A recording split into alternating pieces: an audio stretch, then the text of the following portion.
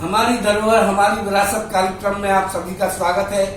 विरासत कला मंच की ओर से आज हमारे बीच एक ऐसे देश के जाने माने गीतकार टीकमगढ़ में आए हैं जिनका नाम ऋषि श्रृंगारी गीतकार के नाम से जाना जाता है। आइएगा हम आपको उनसे रूबरू कराते हैं। आदरणीय पांडे जी नमस्कार। नमस्कार मिश्रा जी, नमस्कार।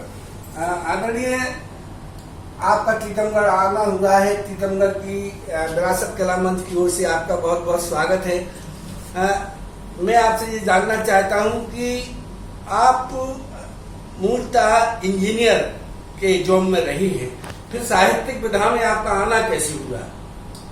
जी, ये प्रश्न तो ऐसा है कि देखिए, इसमें समाज का, वातावरण का, घर के परिवेश का, अपने इस मित्रों का, साथियों का, इनका सभी का समावेश होता है। ये सब संस्कार वहाँ से आते हैं। मैं जिस परिवार में पला बड़ा हूँ, मेरे पिताश्री को लेखन का शौक था और वो शिक्षा विभाग से संबद्ध थे।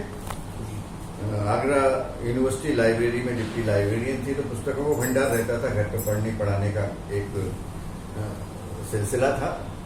और मसलन आपके वंश परंपरा में कहें या आपकी परंपरा में एक साहित्यिक परिवेश, सांस्कृतिक परंपरा का निर्माण रहा है, जिससे प्रभावित होकर आपके ब्लड में जो साहित्य है।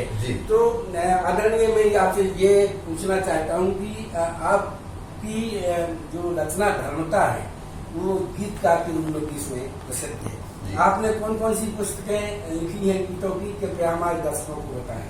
मेरी अभी तक देखिए, गीत तो मैंने करीब, मेरे पास 700-800 गीत मेरे पास विशाल भंडार है। उसमें चयन करके मैं गीतों की 2 पुस्तकें अभी तक मैंने प्रकाशित कराई हैं। एक पुस्तक मेरी गीतों के गांव, जो बहुत पहले ही, जब शायद मैं जिस अवस्था में जब गीत लेखन की मेरी शुरुआत थी यात्रा, उसी वक्त लिखी गई है। उसमें मैं निश्चित ही मानता हूँ उसमें कुछ खामियां भी रही होंगी गीत के व्याकरण की दृष्टि से, छंद की दृष्टि से। और दूसरी मेरी गीतों की किताब आई है, गीत हमारे घर चलो। तो इसमें मेरे 50-51 गीत हैं और इसमें मैंने पूरे छंद की शास्त्रीयता और उसके व्याकरण की पूरी मैंने उसका ख्याल रखा है, ध्यान रखा है। उस हिसाब से मेरी ये गीत की एक पुस्तक है, गीत हमारे घर चले। जी, गीत हमारे घर चलो जी। और दूसरी पुस्तक का नाम गीतों के गाँव। गीतों के गाँव।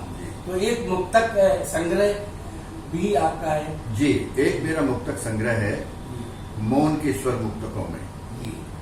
इसमें मैं करीब 251 या 52 ऐसे मुक्तक मैंने संग्रहित किए हैं।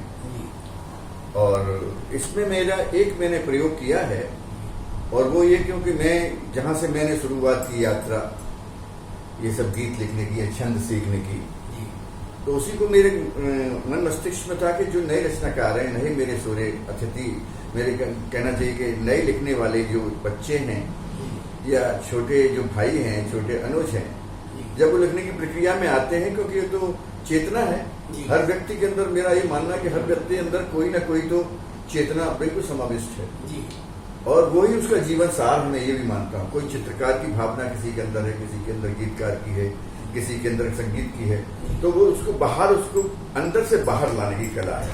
लेकिन बाहर आकर उसकी जो एक यात्रा है, उसका जो एक संतुलन है, उसका एक जो समीकरण समाधान है, वो जरूर आना चाहिए। जैसे कि गीत विधा में छंद शास्त्र होना चाहिए, उसकी व्याकरण की दृष्टि से उसकी शुद्धता होती है। मसलन आप आज की जो लेखन विधा है, जो नई पीढ़ी लिख रही है, समाज के बीच जो पीढ़ी आ रही है साहित्य क्षेत्र में, हाँ, उससे को आप यह संदेश देना चाहते हैं? बिल्कुल बिल्कुल जी। मौन के स्वर मुक्तकों मैंने वही किया है जी। मैंने उसमें करीब 14 छंदों पर मुक्तक लिखे हैं जी।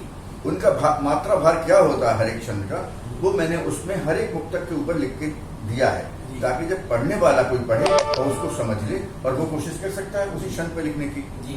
तो ये मेरा प्रयास है। मुझे ये मालूम है कि आपने गीतों को ओढ़ा है, गीतों को बिछाया है, गीतों को आपने अपनाया है अपने जीवन की सांसों में।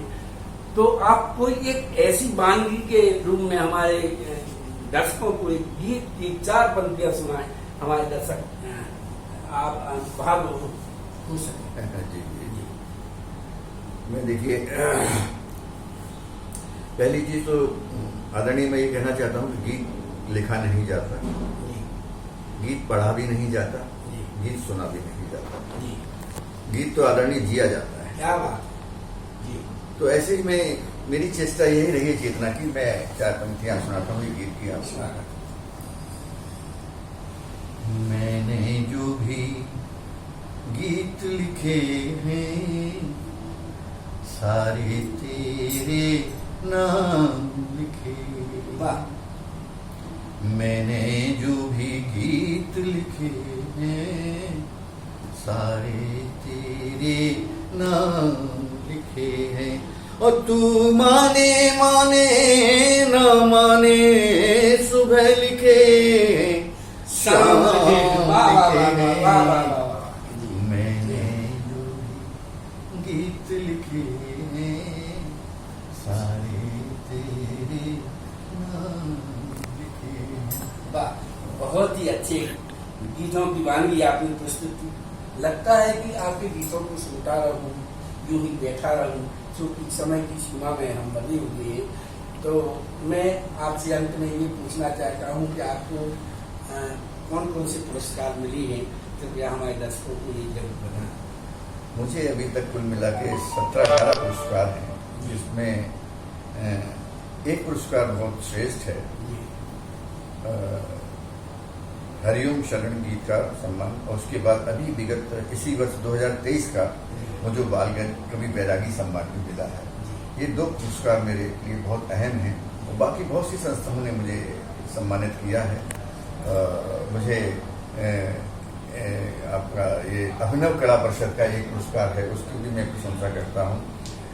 वो अक्षर शब्द शिल्पी के वो सम्मान वहाँ से प्राप्त हुआ है। उस तरह मेरे पर 17-18 सम्मान। यूँ तो आप गीतों को ओढ़ने बिछाने वाली है, गीतों के साथ जीने वाली है, तो सम्मान तो दर्शकों का आपके प्रति बराबर देश में है और रहेगा।